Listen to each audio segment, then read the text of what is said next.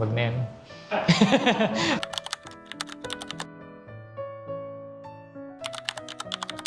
You're in studio with me. I am Kevin Roque. I'm a visual artist working with drawing and new media.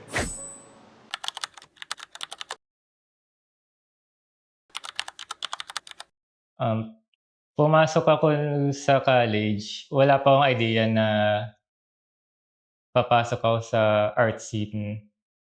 Actually, ang una kong course ay computer science sa Lasal University.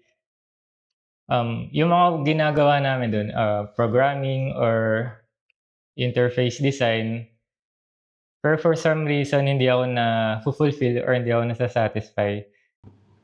Later on, gusto ko siyang palalimin. Kaya nag-take ako ng second degree ko sa UP ng Fine Arts. Dito naman, ang major ko ay painting. Sa UP, mas naging critical yung trabaho. Parang naging mas reflexive. Kasi, well, bukod sa yung foundation sa pagpinta, sa pagguhit, nandun, pinapalalim nila yung atake sa trabaho kasi andun yung mga bigating professors. Andun din yung mahusay rin yung mga kaklase mo eh.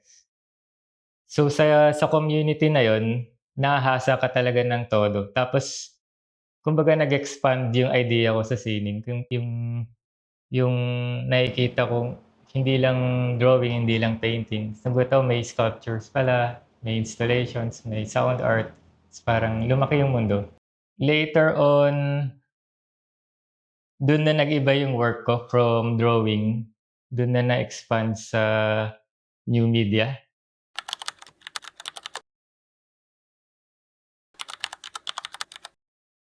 Habang nasa Lasal ako, na-meet ko yung org ng Malate Literary Folio. Isa siyang org na puro karamihan dito mga practicing na literary creatives.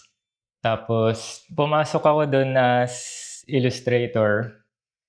Parang may art section doon. Ang initial pa na ginagawa doon, may sinusulat na let's say tula or prosa. Tapos papasok kami para i-illustrate namin yung work. Siguro yun yung first exposure ko sa may mga taong seryoso sa pagtangkilik nila sa sining. Doon din ako na-expose sa contemporary art.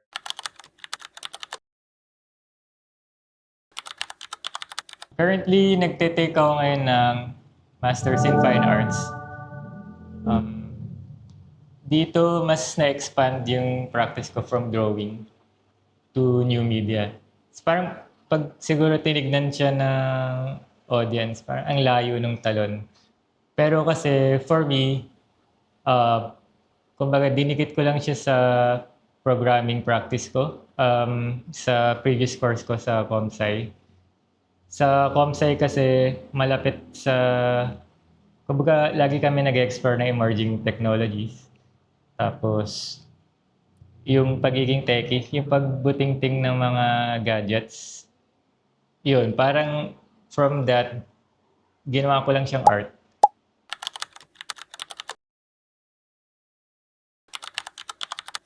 Yung limitations ng drawing, ano ba, wala siyang movement, flat siya.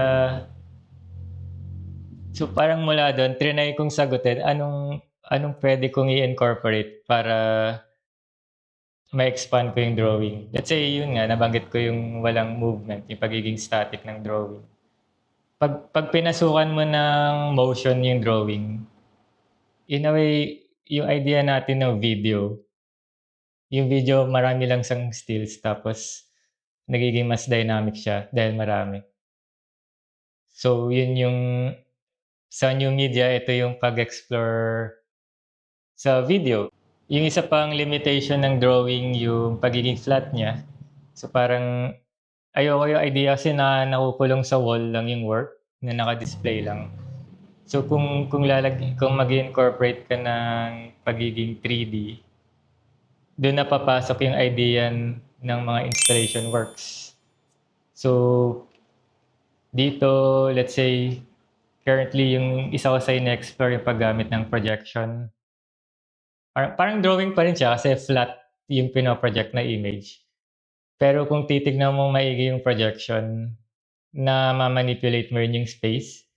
So, parang lumalawak yung pwede kong laruin sa trabaho ko nung in-expand ko to new media yung work. Mula sa traditional drawing, tumawid ako to digital works. Hindi ko na-explain ng maayos.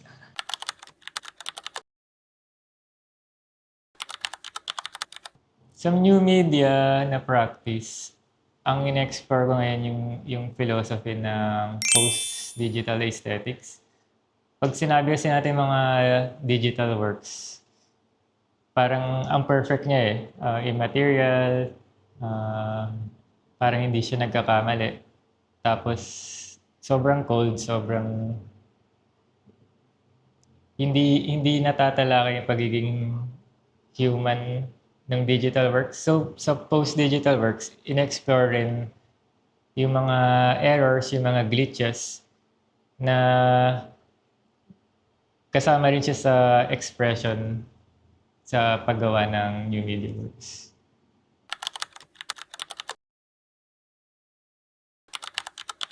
Habang tumatagal ako sa UP,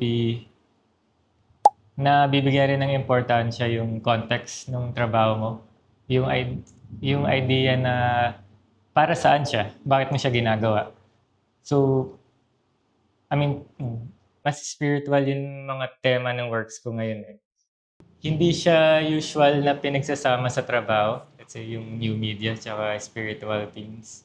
Kung bakit ko siya tinatalakay, kasi yung idea natin ng spiritual, parang laging nakatingin lang sa nakaraan. Pero kung tutusin, yung idea ng spirituality, dapat timeless siya. In-explore ko rin yung idea ng ancestors, ghosts, and spirits. Pagdating siguro sa new media practice, makakonect ko siya sa idea ng pagiging immaterial niya. Saka yung idea ng paano mo i-depict yung mga unseen. Sa hauntology, yung idea ng ghost, may mga unresolved concerns, unresolved na problems. Yung specific term na dito, yung mga specters. Bakit ba may specters? Bakit sila nananakot? Kasi may mga hindi sila na-resolve nung buhay pa sila. Kaya sila bumabalik sa world natin. So, kinonect ko siya sa mga suppress, mga na-omit or na-overlook na part ng history natin. So, dinedepict ko tong mga unresolved concerns natin sa past as ghosts. Tapos, gamit yung new media para mapakita yung spectacle nito, para mapakita, try kong ipakita yung unseen via digital means.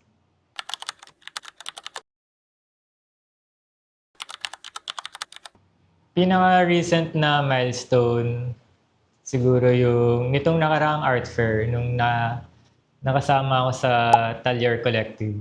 Another milestone, yung pagpasok ko sa MFA, kasi dito talaga na-expand yung work. Parang material-wise, from drawing to new media. Yung mga tema rin, dito mas pumapasok yung humanities yung history, yung anthropology, pag-explore ko ng mga ghost spirits, ancestors. Tapos yun, yung pagiging critical ko na ano yung mga socio-political na statement na pwedeng ipasok sa trabaho.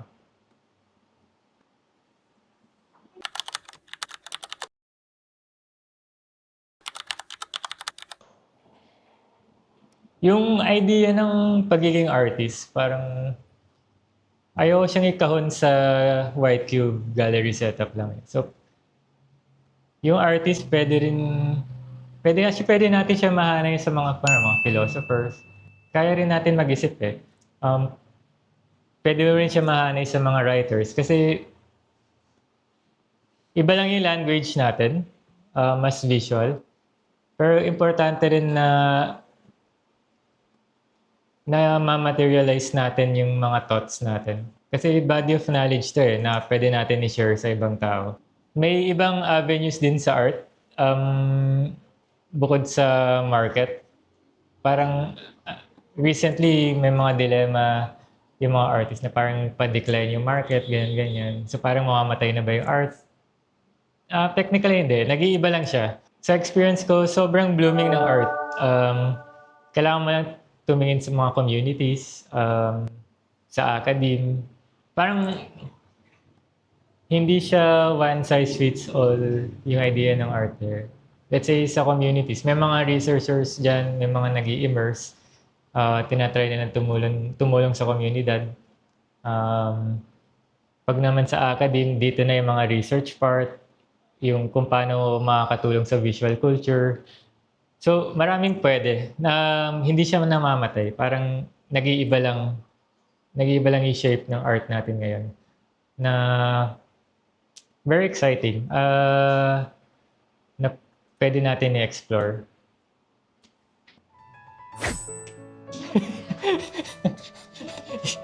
Nahirapan.